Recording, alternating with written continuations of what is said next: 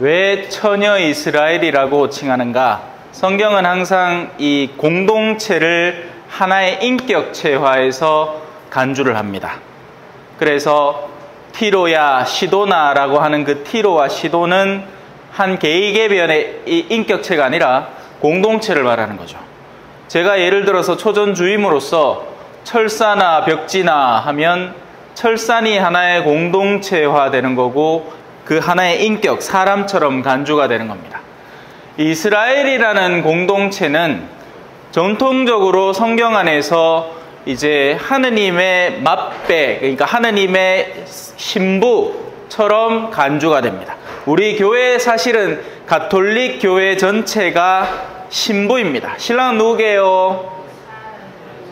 예자로 시작해서 님자로 끝나는 세 글자, 예수님이죠. 예. 그래서 신랑 예수님을 기다리는 신부로서 이 순결한 처녀로 살아가야 마땅한 존재인 거죠. 그래서 이스라엘을 흔히 처녀 이스라엘아라고 부르는 겁니다. 그렇게 항상 자신을 잘 간수하고 이 신랑을 잘 기다리라는 뜻에서 그렇게 얘기를 하는 겁니다. 질문은 언제나 환영합니다. 우리가 이제 통상적으로 이해하는 선에서는 귀신은 이제 혼백을 의미하죠. 사람이 죽고 나서 영혼이 구천을 떠돌아다니는 것을 우리는 흔히 귀신이라고 지칭을 합니다. 그죠?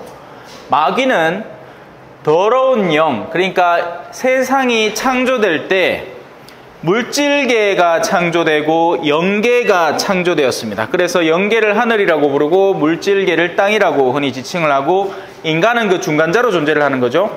땅에서 생겨난 우리의 몸과 하느님이 불어넣어 주신 우리의 영혼이 아주 교묘하게 하나로 일체화되어 있는 겁니다. 그런데 영적으로 창조된 이들이 있으니 그들을 천사라고 부릅니다. 그래서 천사의 본질은 하느님을 시중들고 사람과 하느님 사이에 메신저 역할을 하는 그런 존재로서 창조가 되었는데, 이네들이 자신들의 유일한 선택 속에서 우리는 세상을 살아가면서 하느님을 받다가 세상의 유혹에 빠졌다가 이런 이 상태에서 점점 더 하늘로 올라가는 상태라면, 영적으로 탄생한 천사들은 단 한 번의 기회 속에서 하느님을 선택하거나 배반하거나로 순식간에 벼락처럼 땅으로 떨어지게 되는 겁니다. 그들을 더러운 영이라고 부르고 마귀라고 부릅니다. 사람의 영혼이 구천을 떠돌아다니느냐? 아무도 모르죠. 그에 대해서는 뭐라고 서술되는 바가 없지만, 가끔 가다가 연옥에 있는 영혼들을 마주한 성인들의 증언도 있고 그런 걸로 봐서 가능성이 아예 없지는 않지만, 근데 뭐 한계가 분명히 존재할 겁니다. 하지만 우리가 늘 경계해야 하는 것은 어떤 종류의 영의 종류건 천사가 아니면 상당히 경계를 하고 조심을 하는 필요가 있습니다.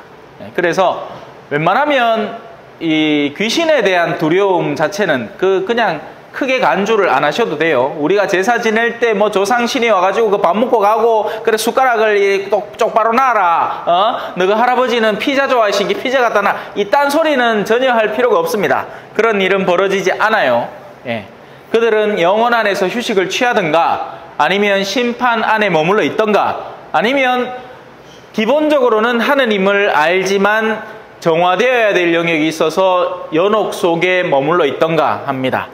보통은 우리가 이 신앙을 받아들인 시기가 얼마 안 되기 때문에 적지 않은 부분들은 신앙이 없는 상태에서 자기 나름의 양심에 따라서 열심히 살아가다가 세상을 떠났기 때문에 우리는 기본적으로 연옥에 계실 것이라고 간주를 하고 기도를 드릴 수가 있는 거죠.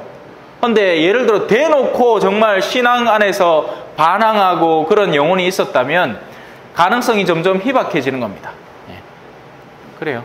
그래서 귀신 걱정은 하지 말고 더러운 영 걱정은 좀 하시라. 근데 걱정이라는 게 보면 알죠. 내가 어떤 목소리를 즐겨 듣는가를 보면 압니다. 그리고 그건 내가 하는 행동으로 이미 드러납니다. 내가 하루를 살아가면서 남에게 도움이 되는 소리를 더 많이 한다면 나는 천사의 목소리를 듣고 있는 중인 거고, 그게 아니고 누군가를 이간질시키고 험담을 하고 거짓말을 하고 이런데 더 쉽게 빠져든다면 지금 내 뒤에서 나에게 뭔가를 조작하는 영의 경계를 할 필요가 있겠죠. 이해되셨습니까? 자, 그래서 우리가 흔히 가끔씩 교회에서 전대사라는 걸 주죠. 예, 가끔씩 교회가 자신이 갖고 있는 고유한 권한 속에서 대사권을 줍니다. 옛날에 이 교회 분열 시대에 문제가 되었던 게 바로 이 대사에 대한 요소예요. 근데 우리가 역사책 안에서는 잘못 흔히 면죄부라는 표현을 많이 읽어봤습니다. 근데 그런 건 존재하지 않습니다. 죄를 없애주는 돈 내고 사는 권한 따위는 존재하지 않아요. 죄는 오직 유일하게 고해성사를 통해서 우리 안에 있는 것이 사라집니다. 자, 비유를 들어 설명을 할게요. 자, 여기 수도꼭지가 있습니다. 수도꼭지가 있다고 쳐요. 예, 그리고 안에 똥물이 담겨 있습니다. 예. 그리고는 수도꼭지를 열었어요. 그럼 어떻게 됩니까? 똥물이 콸콸콸콸! 좔좔좔좔! 이 깨끗한 하얀 보가 시컴시컴! 그래 되겠죠? 자, 죄라는 것은 수도꼭지를 연 상태를 말합니다.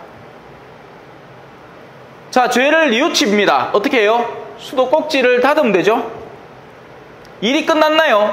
아닙니다. 왜? 쏟아져 내려나온 죄의 결과물이 여기 흥건하게 있기 때문에 그렇습니다.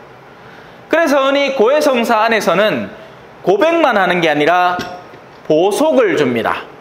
이 종종 어르신들이 귀가 어두워갖고 내가 보석 주고 있는데 도망가뿌요. 예. 심지어 사지경도 안 듣고 가요. 예. 황당합니다. 아영아 씨는 지난주 미사 빠졌습니다. 알아서 해주소 하고 가쁩니다. 자, 여하튼 고백을 하면 내가 정말 진실하게 뉘우쳤을 때, 진실하게 뉘우쳤다는 건 내 죄를 정말 성찰하고 내가 뭘 잘못했나, 그리고 그걸 정말 통해 아파하고 내가 진짜 잘못했구나, 이렇게 하는 게 나 자신의 영혼을 정말 더럽히는 행위구나, 그리고는 결심하고 이 단계들이 다 있어야 됩니다. 현대사회에서는 이 단계를 다 거슬러 버려요. 그래서 요즘은 고해를 해도 수도꼭지를 잠그지도 않아요. 왜? 오늘 고해하고 내일 죄 짓습니다. 똑같은 죄를. 이 사람은 전혀 반성한 게 아니죠. 전혀 반성한 게 아닙니다. 부끄러워서라도 며칠은 가야 돼. 하지만 그렇지 않죠. 자, 여하튼 이든 저든 고해를 했다 칩시다. 기계적인 관점으로. 그러면 뚜껑을, 이 수도꼭지를 잠궜어요. 남아있는 똥물을 치워야 됩니다. 근데 이 똥물을 내가 다 치워낼 수 있느냐? 안타깝게도 못 치웁니다. 똥물 치우라고 주는 게 보석입니다. 네가 여기다가 더럽혀 놨으니 저기라도 깨끗이 해라, 이 말입니다.